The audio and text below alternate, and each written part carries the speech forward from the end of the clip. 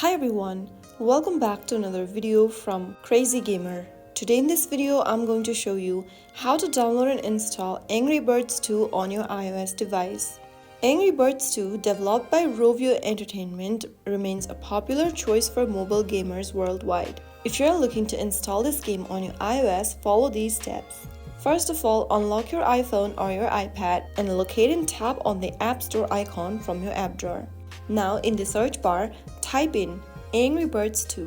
Look for the Angry Birds 2 game from the search result and then tap on the Get button to start downloading the app. Authenticate with your Face ID, Touch ID or your Apple ID password, and then the download process will begin. Wait for the game to download and install, which may take us several minutes depending upon your internet speed.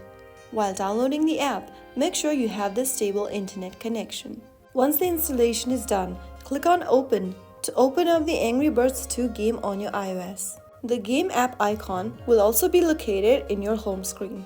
That's how you can easily download and install Angry Birds 2 on your iOS device. If you found the video helpful, don't forget to like, share and subscribe to the channel. I will be back again in the next episode. Thank you for watching.